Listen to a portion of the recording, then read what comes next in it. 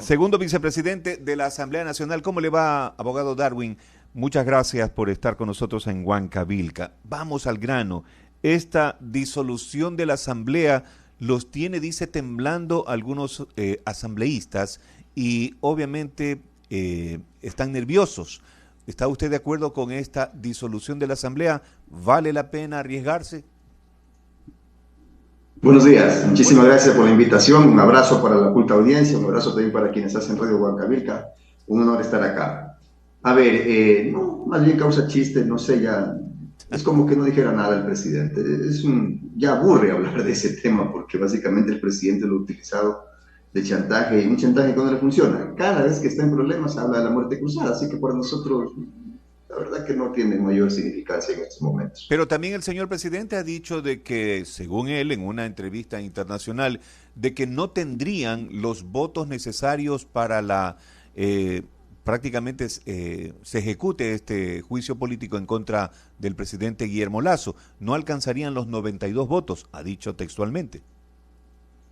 Dos cosas. Yo no sé si existe alguien que le crea al presidente, creo que no le cree ni la familia. Y segundo, pues es el acusado, tiene que decir que va a salir bien librado de estos, tiene Ajá. que mantener una actitud optimista frente a un juicio político. Sin embargo, me da la oportunidad para aprovechar y decir que más allá de que existan los 92 votos, tanto él como nosotros, como legislativo y todos los poderes del Estado, tenemos que estar pensando en qué va a pasar después del juicio. Después del juicio tenemos que sentarnos a dialogar, sea con él, si es que es así como él dice que no van a haber los votos, o sea con el señor Borrero, que sería el presidente en el caso de que existieran los votos, pero no, el país no soporta más. Ojalá el señor Lasso, si es que se salva, entienda de que su necedad de dialogar lo tiene en esta posición. No es posible que él pretenda dialogar y nos mande una ley, por ejemplo, que diga que el trabajador tiene que pagarle un sueldo al patrono cuando lo voten del trabajo, si eso no es diálogo. Entonces, yo creo que hay cosas que se tienen que mejorar de lado y lado, pero ojo,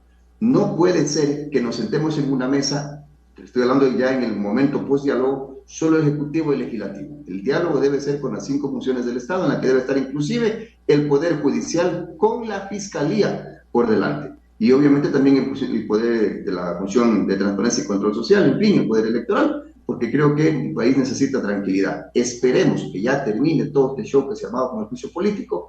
Yo he sido claro, categórico, voy a votar a favor de la institución del presidente. Si hay los 92 votos, si hay el hombre de maletín, si alguien está vendiendo su conciencia, cada quien le responderá al país por su voto. Yo responderé por el mío. Bueno, y así piensan otros. Sin embargo, también hay una incertidumbre a nivel nacional, sobre todo del ciudadano, ¿no? Que le cuento y le confieso que usted también ha de sentir aquello. Hay un desinterés de lo que está pasando en el país. O sea, al mismo tiempo que queremos saber qué va a pasar, pero al mismo tiempo la gente está tan preocupada acá en Guayaquil, usted sabe, la ciudad más peligrosa del país.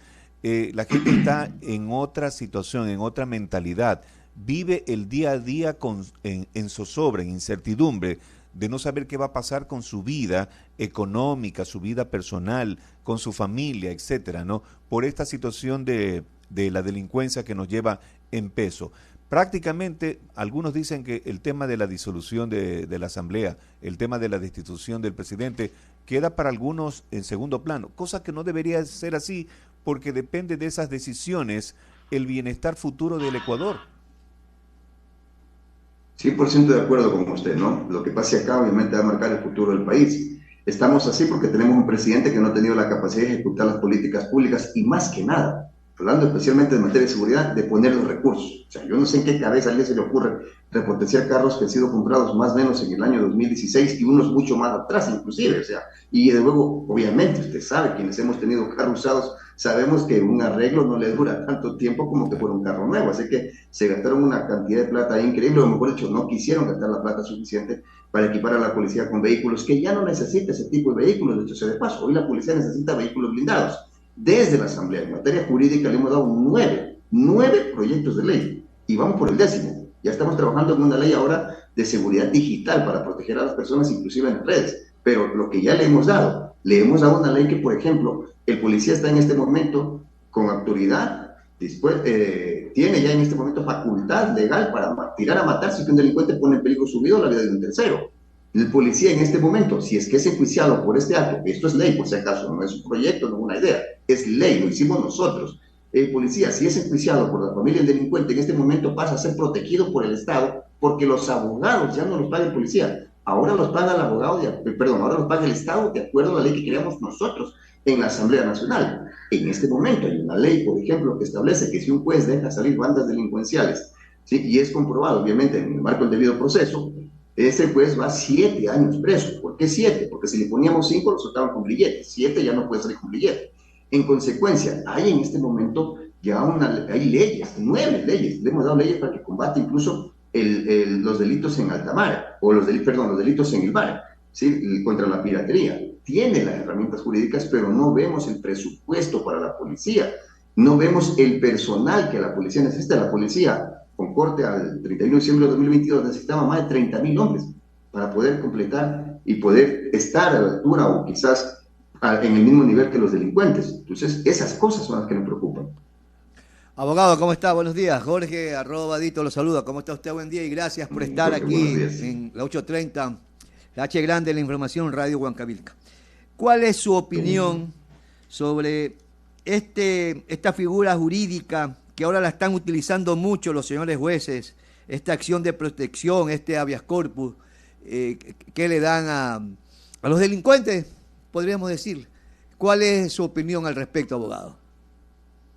Está clarísimo que hay un abuso de las acciones constitucionales, de habeas corpus, de acciones de protección, todas estas acciones constitucionales hay un abuso, ¿no? De las medidas cautelares, ¿no? Ahora todo el mundo se declara enfermo, entonces como está enfermo hay que sacarlo con grillete y ya sale nomás de la cárcel, por más que sea un contumaz delincuente, no son así las cosas. Y veo con buenos ojos que el presidente de la Corte Nacional de Justicia, que es quien viene prácticamente de donde las papas queman, nos presente o nos esté pensando presentar un proyecto de ley justamente que terminaría con todos los abusos. Eso nos va a permitir la oportunidad de debatirlo. Cabe destacar que el presidente de la Corte Nacional de Justicia, la Fiscalía General del Estado, los comandantes de la policía y de las Fuerzas Armadas estuvimos pues sentados aquí en una mesa de seguridad que conformamos en la Asamblea Nacional junto con delegados del Ejecutivo. Lamentablemente el Ejecutivo solo mandaba a los asesores, ni siquiera a los ministros, pero al fin del día construimos una ley.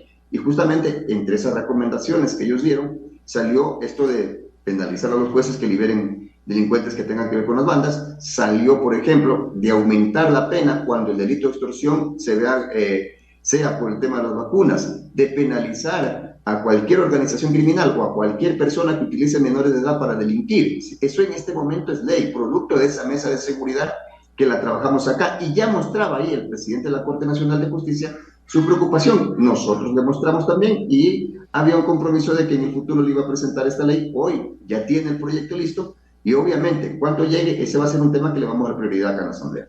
Pero abogado, ¿usted cree que la Corte Constitucional podría poner un alto a este abuso de esas garantías jurisdiccionales? Sí, la Corte puede pronunciarse. De hecho, me parece que la Corte en este momento, por ejemplo, debería, porque lo puede, alejarse de aquel criterio que estableció que los jueces ya no pueden ser sancionados por el Consejo de la Judicatura, salvo que otro juez declare la negligencia comprobada. Si otro juez no declara eso, es decir, si un compañero, como dicen los policías, si un body no le declara eso, el juez no puede ser sancionado por el Consejo de la Judicatura, y el Consejo de la Judicatura tiene amarradas las manos. Y esto pasó más o menos en el 2018 por una resolución de la Corte Constitucional. Pienso que la Corte hizo un tremendo daño al Consejo de la Judicatura porque le amarró las manos. Repito, si usted quiere, como Consejo de la Judicatura en este momento, y ojo, no estoy justificando el Consejo de la Judicatura, que de hecho sea de paso, en los próximos días estoy pensando seriamente en llevar a juicio político. En todo caso, lo que quiero hablar ahora como abogado, el Consejo de la Judicatura tiene amarradas las manos porque tiene una decisión de la Corte Constitucional que a menos que otro juez declare que hubo ahí error, dolo, negligencia, no puede ser sancionado por el Consejo de la Judicatura. Eso es fatal. O sea, eso efectivamente nos permite tener jueces de mala calidad. A eso súmele, por si acaso, y ahora le voy a contar por qué lo voy a llevar a juicio político al Consejo de la Judicatura, que en unos casos no han evaluado pues a los jueces, conforme dice la ley. No sabemos qué tipo de jueces tenemos. Y en otros casos evaluaron, por ejemplo en el caso de los fiscales, los evaluaron en el 2021. Y adivine qué hicieron con la evaluación. La escondieron hasta el día de hoy. Y llega el señor Terán y prevalidos ahora de que tiene una nueva mayoría en el Consejo de la Judicatura, anulan todo el proceso de evaluación de fiscales. Es decir, no sabemos qué tipo de fiscales tenemos, qué tipo de jueces tenemos, pero están impartiendo justicia con la venia de este Consejo de Judicatura que no ha cumplido sus funciones. Eso va a ser motivo de juicio político en los próximos días. Ve, usted nos da casi una primicia para el señor Wilman Terán, que recién prácticamente está posesionado y de una fue pidiendo millones de dólares para obviamente solventar algunas de las necesidades, porque decía que no hay papel higiénico, no hay las impresoras, el ascensor, el aire acondicionado, que de pronto sí es verdad, ¿no? Pero la situación, eso es la parte externa, pero la parte medular, la parte que nos interesa, es de obviamente que se imparta verdadera justicia. Hay que darle también de alguna manera a estos jueces que se actualicen, que se pongan al día. La parte académica también es muy importante para impartir justicia. Y ya vemos que todos los días la policía hace un gran esfuerzo, captura delincuentes, desbarata bandas, y a las 20 horas prácticamente ya salen los cabecillas, que es lo increíble de entender. Salen los cabecillas por medidas cautelares compartidas por los jueces, abogado. Y esto pasa porque generalmente no tenemos los suficientemente jueces o los jueces suficientemente probos. ¿Y eso cómo vamos a comprobar? Con evaluaciones periódicas que la ley obliga. La ley le obligaba al Consejo de la Judicatura a evaluarlos y no los evaluaban los jueces. O sea, ¿qué tipo de jueces tenemos si no sabemos, si no tenemos una evaluación en mano para poder saber qué tipo de jueces tenemos? Los fiscales fueron evaluados. Claro, el Consejo de la Judicatura dirá, sí, pero como las tenemos escondidas las notas, no saben qué notas tuvieron. Yo ya tengo las notas. Hay jueces, hay fiscales que salieron con pésima calificación en esa evaluación, ¿sí? Y esos fiscales los tenemos en este momento justamente como operadores de justicia en las calles y en la función judicial. Eso no nos puede pasar como país. Ahí el Consejo de la Judicatura le ha hecho un tremendo daño al país. Se gastaron miles, cientos de miles de dólares para evaluar a los fiscales porque tenían que armar sistemas de computación, tenían que pagarle viáticos a la gente para que se mueva por el país, tenían que asignar plata para pagarle a los que iban a tomar las pruebas. Y resulta que con el señor Wilman Terán a la cabeza se reúne el Consejo de Judicatura este año hace un mes y medio más o menos, y anulan todo ese proceso. Ahí está especulado, discúlpeme. Por eso nosotros la próxima semana empezamos la recolección de firmas para traerlos a juicio político, incluido el señor Terán. Hay leyes en nuestro país casi para todo. Lo malo es que no se aplica. Ahí también han pedido algunos reformas al Código Integral Penal. Bueno, reformas para muchas cosas, enmiendas, dicen otros, en fin. Pero la verdad que hace falta un poquito más de decisión, más de valentía. Este tema también de los jueces sin rostro puede parecer interesante porque muchos han sido amenazados y otros también han sido asesinados. Mire, cuando se quiere, cuando existe la voluntad política se puede. Yo no me aparto de los jueces sin rostro, sin embargo habría que revisar ahí porque hay una sentencia de la Corte Interamericana de Derechos Humanos, porque esto ya lo aplicó Perú y lo aplicó Colombia, ¿no? En Colombia más o menos en la época de Pablo Escobar, luego para poder combatir toda la delincuencia lo aplicaron y ahí hubo algunos cuestionamientos. Por ejemplo, que no se podía recusar al juez porque no sé quién es el juez. Sin embargo, no tenemos eso. Podemos debatirlo, no hay problema, abramos el debate. Pero, ¿qué tenemos ahora? Tenemos las audiencias telemáticas. Tenemos la capacidad de que los jueces tengan protección policial. Sí, eso le faculta la ley al sistema judicial darle protección policial a los jueces. Podemos alejarlos a los jueces del contacto con los delincuentes y hacerlo que las audiencias sean bien telemáticas. Es decir, no puedo quedarnos con los brazos cruzados. Como no hay esa ley, me cruzo de brazos. No, algo habrá que hacer hasta que llegue lo otro que sería lo más óptimo, que sería el tema de los jueces sin rostro. Pero es un debate que habrá que darlo en el país. No puede ser, repito, que se crucen de brazos y no hagamos nada. Entonces dejemos más y expongamos a los jueces. Más allá de que en muchos casos, o sea, hay casos y hay casos también de jueces, ¿no? Pues, en todo caso, pues hay que hacer alguna cosa y yo coincido con usted que no ha habido la suficiente entereza para tomar las decisiones con las leyes que hay. Sobre todo porque el juez sabe en lo que se mete, sabe que es muy delicado, en los temas penales, sobre todo narcotráfico, son temas muy delicados y muy riesgosos.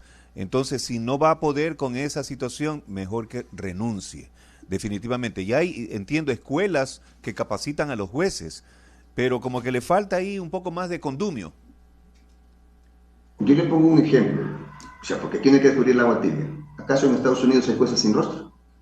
¿Sí? Y combaten el narcotráfico y secuestran grandes delincuentes, grandes narcotraficantes, ¿sí? Terroristas, y son juzgados ahí viéndose la cara el juez frente al terrorista. O sea, discúlpeme, pero tampoco es que podemos lavarnos las manos y decir, como no tenemos la ley de jueces sin rostro, entonces no podemos hacer nada. Lo que coincido con usted. Si no va a tener la capacidad, si no va a tener la interés para afrontar estos problemas, para lo que le pagamos, y les pagamos bien. Dicho sea de paso, un juez de corte provincial gana más que un asambleísta, por si acaso. Sin embargo, a pesar de que están bien pagados, sí, si van a tener miedo, me parece que escogieron la profesión incorrecta, no vayan a otro lado. O sea, si yo le tengo miedo a la sangre, no voy a ser médico, pues no, me voy y pues escojo otra profesión. Si yo le tengo miedo a las alturas, no me voy a ser constructor de edificios, pues no. Entonces yo creo que cada quien en lo suyo. O sea, discúlpeme, pero creo que también tenemos que ubicarnos en tiempo y espacio respecto de en qué nos metemos. No solamente se trata de meterse en algo por el sueldo, eso es corrupción. Sí, señor, muy buenos ejemplos ha puesto usted, abogado Darwin Pereira. Bueno, esperemos que la situación en nuestro país vaya saliendo de esta humarada, de esta neblina que tenemos, porque queremos obviamente días soleados en lo que tiene que ver con el optimismo de los ecuatorianos. Así como anoche nos dio una gran alegría la tricolor nacional, para los otros barcelonistas nos dio también algo bonito, los MLCistas también están contentos acá en el tema de fútbol, la Liga de Quito, el Independiente, a excepción del Aucas, pero sin embargo ese entusiasmo que debemos tener los ecuatorianos, que somos así, alegres y todo aquello, ojalá que vengan días mejores en el ámbito político también. No, retomando lo que usted dice, mi respeto para el Aucas, vi el partido y la verdad que la peleó hasta el último. Lamentablemente, pues en el fútbol los errores se pagan caros, ¿no? Sí, se pagan caros los errores y el último autogol pues nos mató. Estábamos ahí, no soy auquista, pero obviamente estábamos haciendo fuerza con un equipo ecuatoriano. Pero bueno, bien parado en cancha extranjera. Yo creo que efectivamente los políticos nos hace falta darle buenas noticias al país, sin embargo, mire usted, yo creo que también es importante, y ustedes nos podrían ayudar mucho en este tema, en la Asamblea Nacional, que ahora mismo se libra este juicio político, que supuestamente debe haber muerte cruzada, etcétera, que ya para mí se ha convertido en un show político, debe usted saber, y el país debe saberlo, que acá en la Asamblea existen 14 comisiones en las que estamos distribuidos los asambleístas. Yo pertenezco a la Comisión de Educación. Solo una de esas 15 comisiones que hay en la Asamblea Nacional, solo una de las 15 comisiones está dedicada al juicio político. Las otras 14 estamos trabajando en nuestras tareas. En el caso de la Comisión de Educación estamos trabajando en la ley, por ejemplo, de cultura, que es una ley muy importante para el país porque tenemos que recuperar nuestra identidad cultural y estamos debatiendo muy arduamente este tema. Nosotros hemos visto con buenos ojos que la Comisión de Seguridad está debatiendo la ley ahora mismo ya, una nueva ley de seguridad para el tema digital, porque es un tema que se lo ha dejado de menos y muchos delincuentes acechan por las redes sociales también, estafan por las redes sociales, es decir, el tema informático como que ha sido dejado de un lado y en este momento se está debatiendo una ley para darle seguridad digital a los ecuatorianos en la Comisión de Seguridad. En la Comisión de Seguridad Alimentaria estamos discutiendo una ley muy importante, especialmente para la costa, que es la ley del banano. Una ley que usted sabe que nos ha causado inclusive hasta paros del sector bananero muy fuertes en la costa. Esa ley en los próximos días, básicamente el martes, si mal no recuerdo, va a ver la luz, es decir, se va al segundo y último debate. Es decir, la Asamblea sigue su trabajo. Lo que le comentaba de la investigación, porque es un proceso de investigación que levantamos al Consejo de la Judicatura. Al menos yo estoy investigando a CNT, nuestra empresa, la empresa pública que hasta 2 años daba utilidades de una utilidad superior a los 200 millones de dólares. Resulta que el año pasado tiene pérdidas por 70 y más millones de dólares. En 2 años, es decir, en este gobierno la quebraron. Y la están quebrando a propósito. Ya en los próximos días haremos públicos todas las irregularidades que hemos descubierto en esta investigación. Sí, eso importante. Estamos haciendo en la Asamblea Nacional. No solamente estamos dedicados a este show que se ha instaurado, pero solo en una de las 15 comisiones que tenemos en la Asamblea. Así lo esperamos, que nuestros asambleístas trabajen. Gracias al abogado Darwin Pereira, segundo vicepresidente de la Asamblea Nacional. ¿No nos dijo de qué equipo era? No se vayan a poner bravos. Yo soy del Emelec. Estamos ahí arrancando siempre el Emelec, pero en todo caso, somos guayaquileños. Sí. Nosotros, Jorge y yo somos del Barcelona, pero tenemos simpatía por Emelec porque obviamente es guayaquileño. Eso nos gusta. Son hermanos de barrio con el Barcelona. Exactamente. Bien. Gracias, Darwin Pereira. Muchas gracias. Muy amable. Buenos días. Un abrazo. Bueno.